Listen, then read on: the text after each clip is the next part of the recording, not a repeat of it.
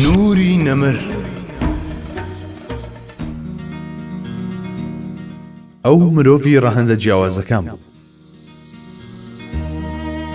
مرۆڤی سەرگەردانی ئەم سەردەمە هەروەک چۆن زۆرێک لە پێوەری بەها باڵەکانی بزر کردووە، ئاوهاش ڕوانین و ڕەفتاری بەرامبەر بە پێغەمبەران و بە تایبەتی تریش سەرداری پێغەمبەران صلی الله علیه وسلم سەرنوخوم بووەتەوە. دیارە هەڵەیەکی گەورەیە ئەگەر ئەو زاتە بە پێوەر و تەرازوەکانی مرۆڤ هەڵبسەنگێنرێ، تەنانەت مەحاڵیشە، چونکە بە ڕۆح و توانایەکی ناوازە و بێوێنەی ئەو تۆوە نێرداوە کە ئەم دنیایە سەر لە نوێ ڕێک بخاتەوە و چەندین ئاسۆی پرشنگدار لە بەردەم مرۆڤایەتیدا واڵا بکات. لەبەر ئەوە نرخاندنی لە توانست و هەڵسەنگاندنی ئێمە بەدەرە، بۆیە هەرچۆنێک بێ شاعیران وەسفی بکەن هێشتا مافی خۆی نادەنێ. ئالەم سۆنگەیەوە بووە کە حەسانی کوڕی ثابت کە لە هەموو کەس باشتر ناسیویە وتویەتی: وما مدحت محمدا بمقالتي ولكن مدحت مقالتي بمحمدي. من مەدح و ستایشی حەزرەتی محەممەدم بە وتەکانم نەکردووە، بەڵکو وتەکانم بە ستایشی حەزرەتی محەممەد مەدح و سەنا کردووە. باسوخواسی پیرۆز و بۆم خۆشی ئەوە کە جوانی و ڕازاوایی دەبەخشێ بە گوفتار و وشەکان، ئەجینا هیچ کەم لە دەربڕینەکانی ئێمە ناتوانن هیچی پێ ببەخشن. ئەبوو تەمامیش هەمان وا تاو ناوەڕۆک بەڵام بە کەمێ دەستکاریەوە دووبارە دەکاتەوە.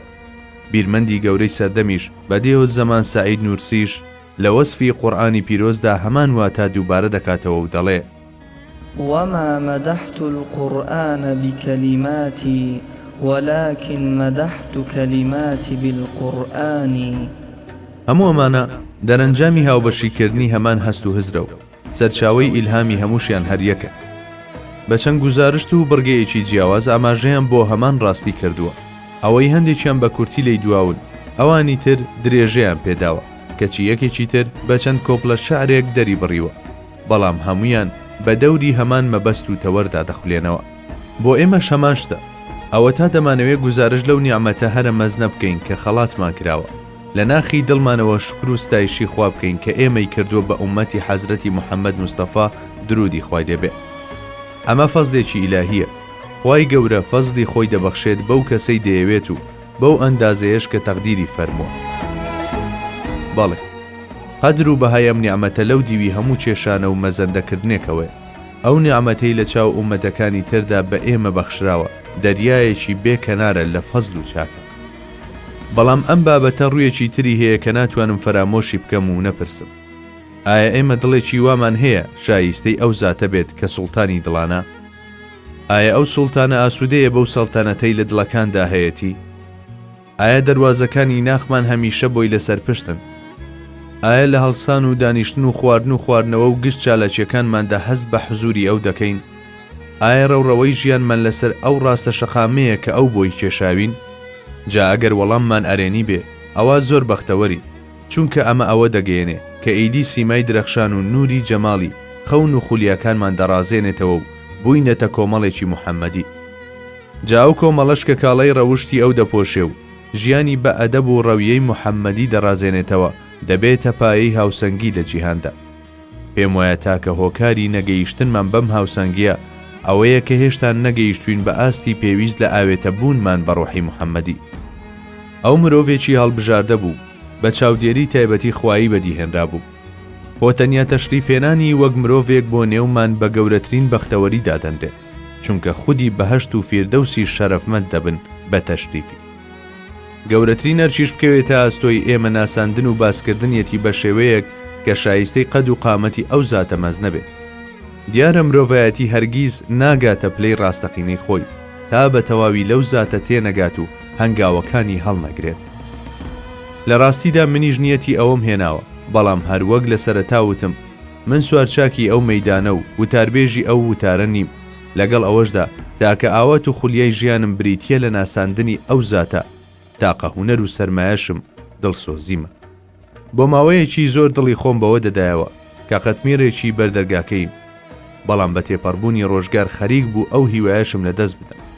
پاشان بەخۆم وت خۆزگە لە بری ئەوەی وەک مرۆڤ بەدیهێنراوم تاڵەموویەک بوومایە لە شوێنێکی جەستەی موبارەکی ئەو سەروەرەدا. بەڵێ، کاشکێ تا ئەو ئەندازەیە نزیک دەبوومەوە لەو زاتەی کە بووەتە مەزهەری لوتف و میهری پەروەردیگار. ڕۆژگارێکی تریش بەسرمدا گوزەرا و هەر بۆ ئاواتەوە دەژیان. بەڵام تا زیاتر ناسیم باشتر دڵنیا بووم لەوەی کە من شایەن و لەبار نیم بۆ هاتنەدی ئەو ئاوات و خۆزگانە.